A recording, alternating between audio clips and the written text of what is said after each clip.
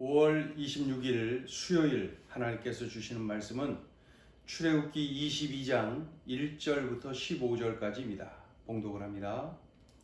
사람이 소나 양을 도둑질하여 잡거나 팔면 그는 소 한 마리에 소 5마리로 갚고 양 한 마리에 양 4마리로 갚을지니라. 도둑이 뚫고 들어오는 것을 보고 그를 쳐 죽이면 피 흘린 죄가 없으나 해 돋은 후에는 피 흘린 죄가 있으리라. 도둑은 반드시 배상할 것이나 배상할 것이 없으면 그 몸을 팔아 그 도둑질한 것을 배상할 것이요. 도둑질한 것이 살아 그의 손에 있으면 소나 낙이나 양을 막론하고 갑절을 배상할지니라. 사람이 밭에서나 포도원에서 짐승을 먹이다가 자기의 짐승을 놓아 남의 밭에서 먹게 하면 자기 밭에 가장 좋은 것과 자기 포도원에 가장 좋은 것으로 배상할지니라. 불이 나서 가시나무에 댕겨 낯가리나 거두지 못한 곡식이나 밭을 태우면 불 놓은 자가 반드시 배상할지니라. 사람이 돈이나 물품을 이웃에게 맡겨 지키게 하였다가 그 이웃집에서 도둑을 맞았는데 그 도둑이 잡히면 갑절을 배상할 것이요. 도둑이 잡히지 아니하면 그 집 주인이 재판장 앞에 가서 자기가 그 이웃의 물품에 손댄 여부의 조사를 받을 것이며, 어떤 잃은 물건, 즉 소나 낙이나 양이나 의복이나 또는 다른 잃은 물건에 대하여 어떤 사람이 이르기를 이것이 그것이라 하면 양편이 재판장 앞에 나아갈 것이요. 재판장이 죄 있다고 하는 자가 그 상대편에게 갑절을 배상할지니라.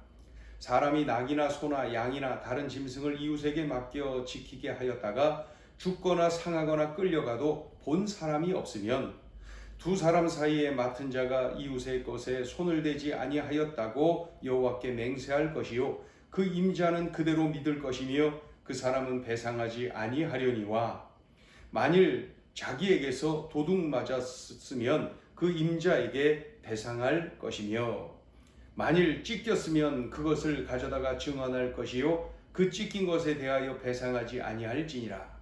만일 이웃에게 빌려온 것이 그 임자가 함께 있지 아니할 때에 상하거나 죽으면 반드시 배상하려니와, 그 임자가 그것과 함께 있었으면 배상하지 아니할지니라. 만일 새낸 것이면 새로 족하니라.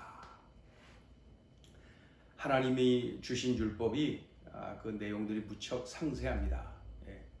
오늘 본문은 이웃 재산권을 침해했을 때 어떻게 하느냐, 이웃 재산권 침해했을 때 어떻게 하느냐, 어떻게 배상하느냐, 어떻게 처리를 하느냐.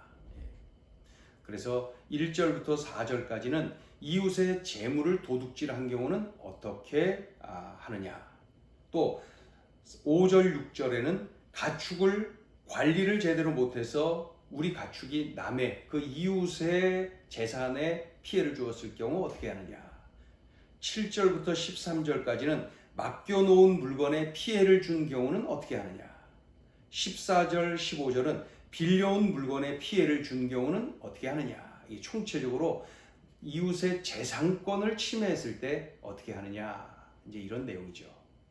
자, 1절을 보시면 사람이 소나 양을 도둑질하여 잡거나 팔면 그는 소 한 마리에 소 5마리로 갚고 양 한 마리에 양 4마리로 갚을지니라. 그 도둑질해서 그 팔아넘겼어요. 남의 거를 도둑질해서 팔아먹었어요. 그랬을 때는 기본적으로 그 잡힌 그 도둑에게 소 한 마리당 5배, 5마리, 양 한 마리당 4마리, 그러니까 양은 4배, 소는 5배로 갚아라. 이게 이제 가장 기본적인 내용입니다. 2절, 도둑이 뚫고 들어오는 것을 보고 그를 쳐 죽이면 피 흘린 죄가 없으나, 이 정당방위라는 거예요. 여기에 2절에 보면은 도둑이 뚫고 남의 집을 뚫고 들어왔는데 천막 생활을 하니까 천막을 뚫고 들어왔는데 그 밤에 들어온 거예요. 밤에. 그러다가 들어오다가 이제 그 지켜야 되니까 싸우다가 이제 그를 죽였어요. 도둑을 죽였어요. 그런 경우는 정당방위다. 그를 그 피 흘린 죄가 없다. 정당방위를 인정해 주는 것이죠. 밤에 왔다는 건 이게 작정하고 온 거예요. 정말 단단히 마음 먹고 들어온 거죠. 그래서 그를 죽여도 정당방위다. 그런데 3절, 해 돋은 후에는 피 흘린 죄가 있으리라. 이 정당방위가 이때는 밤에 들어왔다는 이유 한 가지로 정당방위는 아니라는 것이요. 뭐 다른 또 이유로 정당방위가 이렇게 또 적용될 수는 있겠지만 밤에 왔다는 이유 한 가지로 정당방위였는데 낮에 이게 해돋은 후에 아침에 해돋은 후에 온다는 것은 그 시간 그 때에 있어서 정당방위가 이렇게 적용되는 것은 아니다. 밤에 온 거랑은 다르다는 것이죠. 그런 경우는 그 사람을 그 도둑을 죽였다 하면 그 피 흘린 죄가 있다. 이게 죄의 대가를 치러야 돼요. 예. 그러니까 죽이는 건 그렇게 또 처리를 하는 거죠. 예. 그러나 도둑은 반드시 배상하라. 예. 돈이 없으면은 배상하기 힘든 자기 몸을 팔아서라도 배상하라. 자, 3절 읽어보죠. 해 돋은 후에는 피 흘린 죄가 있으리라. 도둑은 반드시 배상할 것이나 배상할 것이 없으면 그 몸을 팔아 그 도둑질한 것을 배상할 것이요. 반드시 남에게 피해를 줬으면 배상을 하라는 거죠. 4절 도둑질한 것이 살아 그의 손에 있으면 소나 낙이나 양을 막론하고 갑절을 배상할지니라. 그러니까 도둑질은 했는데 아직 팔아 넘기지는 않았어요. 아직 가지고 있어요. 그런 경우는 그러다가 이제 붙잡혔으면은 그런 경우는 갑절을 배상하라. 아까 우리가 1절에서 본 것은 뭐예요? 소는 5배로 갚고 양은 4배로 갚아라 그랬는데 여기는 그냥 2배로만 해라. 2배로만. 예. 왜 그래? 아직 팔아 넘기지는 않았으니까 그거 원위치 시키고 그 다음에 2배로 갚아라. 예. 그렇게 됐어요. 자, 그 다음에 이제 5절 6절은 우리 가축을 관리를 제대로 못해서 우리 가축이 남의 그 이웃의 재산에 피해를 줬어요. 그때는 어떻게 해요? 배상을 철저히 하라.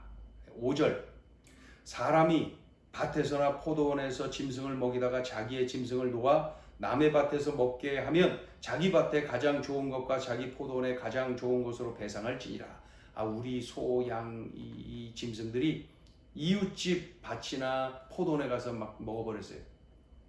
그러면은 우리 집 밭, 우리 집 포도원에서 가장 좋은 것을 그들에게 갖다가 주어라. 그렇게 배상하라는 거예요. 6절 불이 나서 가시나무에 댕겨 낯가리나 거두지 못한 곡식이나 그 밭을 태우면 불 놓은 자가 반드시 배상할지니라. 이게 농사를 짓다 보면 이렇게 불로 이렇게 태워야 될 그런 경우가 있지요. 그런데 그걸 부주의해서 이웃집에 불이 막 이렇게 번져갖고 이웃집 곡식단을 태우고 밭을 태우고 막 이렇게 그 피해를 줬다면은 반드시 배상하라. 당연하죠, 그죠? 자, 이제 7절부터 13절까지는 맡겨놓은 물건에 피해를 준 경우는 어떻게 하느냐? 자, 7절. 사람이 돈이나 물품을 이웃에게 맡겨 지키게 하였다가 그 이웃집에서 도둑을 맞았는데 맡겼는데 도둑이 들었어요. 그런데 그 도둑이 잡혔어요. 그러면 그 도둑이 갑절을 배상할 것이요. 당연하죠. 이러면 쉽죠. 일이 쉽죠. 도둑이 잡혔고 도둑한테 모든 걸 책임을 넘기고 도둑이 그 갑절로 배상하면 되니까. 예. 그런데 문제는 8절. 도둑이 잡히지 아니하면 도둑이 안 잡혔어요. 그럼 어떻게 돼요? 그 집주인이 재판장 앞에 가서 자기가 그 이웃의 물품에 손댄 여부의 조사를 받을 것이며 그 맡은 사람, 물건을 맡은 사람이 재판장에 가서 조사를 받는 거예요. 재판장 앞에서 조사를 받아야 돼요. 예. 또 9절 어떤 잃은 물건, 즉 소, 나귀, 양, 의복 또는 다른 잃은 물건에 대하여 어떤 사람이 이르기를 이것이 그것이라 하면은 양편이 즉 맡긴 자와 맡은 자 양편이 재판장 앞에 나아갈 것이요 재판장이 죄 있다고 하는 자가 그 재판 상대편에게 갑절을 배상할지니라. 그러니까 이 그 맡긴 자와 맡은 자 사이에 이게 뭐 도대체 문제가 해결되지 않아요. 그런 경우는 재판장이 그 지정해 주는 그 판단해 주는 대로 이쪽이 이쪽에게 아무튼 그 갑절로 배상을 해야 된다. 10절 사람이 낙이나 소나 양이나 다른 짐승을 이웃에게 맡겨 지키게 하였다가 맡겼는데 죽거나 상하거나 끌려가도 이 피해를 입은 거예요. 근데 본 사람이 없으면 이게 문제예요. 본 사람이 없어요. 내가 맡겼는데 그 죽었어요. 예? 어떤 막 상처를 크게 입었어요. 그는 끌려가고 사라져 없어요. 근데 본 사람이 없어. 그러면은 11절 두 사람 사이에, 즉 맡긴 자와 맡은 자 사이에 맡은 자가 이웃의 것에 손을 대지 아니하였다고. 나는 정말 맹세하건대 나는 내가 뭐 이렇게 의도적으로 뭐 이렇게 내가 챙기거나 내가 가지거나 이르지 않았다. 그런 경우는 여호와께 맹세할 것이요 그 임자는, 즉 맡긴 자는 그대로 믿어라. 그리고 그 사람은 배상하지 않는다. 그런데 문제는 12절 만일 자기에게서 도둑 맞았으면 이것은 맡은 자의 부주의로, 맡은 자 자신의 부주의로 도둑 맞았어요. 그렇게 되면은 그 맡긴 자, 그 임자에게 배상을 해줘야 된다. 자, 13절 만일 찢겼으면 도둑 맞아서 없어지진 않았지만은 그냥 도둑 맞을 뻔한 그 과정에서 막 상처 입고 짐승이 찢기고 막 그랬어요. 그렇다면은 그것을 가져다가 이렇게 내가 지키려고 이렇게 하다가 이렇게 되었다. 이런 피해가 있었다. 내가 지키려고 그렇게 되면은 증언을 그렇게 하면은 그 찢긴 것에 대하여 배상하지 아니해도 된다. 그죠? 자, 14절, 15절은 빌려온 물건에 피해를 입은 경우는 어떻게 하느냐? 14절 만일 이웃에게 빌려온 것이 그 임자가 함께 있지 아니할 때에 상하거나 죽으면 반드시 배상하라. 빌려왔는데, 이웃에게 빌려왔는데 빌려준 사람, 그 임자가 그 자리에 없었어요. 그러면 피해를 내가 준 거니까 반드시 배상을 해야 되는 거예요. 그러나 15절 그 임자가 그 자리에 있었어요. 그러면은 배상을 해주지 않아도 된다. 15절 그 임자가 그것과 함께 있었으면 배상하지 아니할지니라. 만일 새낸 것이면 새로 족하니라. 자, 오늘 주시는 메시지입니다. 첫째, 우리가 선악을 알고 선을 행하는 것이 하나님의 뜻이다. 하나님이 이토록 구체적으로 상세하게 말씀하시는 이유는 뭐예요? 우리가 선이 무엇인지 악이 무엇인지를 정확히 아는 것, 분별하는 것, 그것이 하나님이 원하시는 하나님의 뜻이라는 거예요. 그런데 하나님의 뜻은 거기서 머무는 것이 아니라 더 나아가서 우리가 선을 행하기를 하나님이 원하신다. 선과 악을 알고 그리고 선을 행하는 것까지 하나님이 원하신다는 거예요. 선악을 아는데 그치는 것이 아니라 선을 행하는 삶을 사는 것, 그것이 우리 하나님의 뜻이다. 당연하면서도 기본적이면서도 핵심적인 내용입니다. 자, 둘째 주시는 메시지, 우리가 선한 영향력을 끼치는 삶을 사는 것이 하나님의 뜻이다. 오늘 본문은 우리가 부패하고 타락한 그러한 삶을 살지 말 것을, 그죠? 그런 부패와 타락을 예방하는 의미가 있습니다, 분명히. 그러나 하나님의 백성은 그 정도 수준에 머무르면 안 됩니다.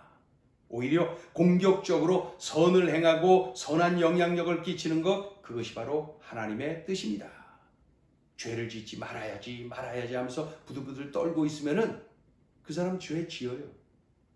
그런데 그런 수준에 머무는 것이 아니라 선을 행해야지, 내가 선한 영향력을 끼쳐야지, 내가 하나님 기뻐하시는 삶을 살아야지, 그렇게 관심을 그곳에 둔다면 말이죠, 죄를 짓지 않는 것은 물론이고 선한 영향력을 끼쳐서 우리 하나님이 기뻐하시고 또 나도, 나 자신도 그런 삶이 복된 삶입니다.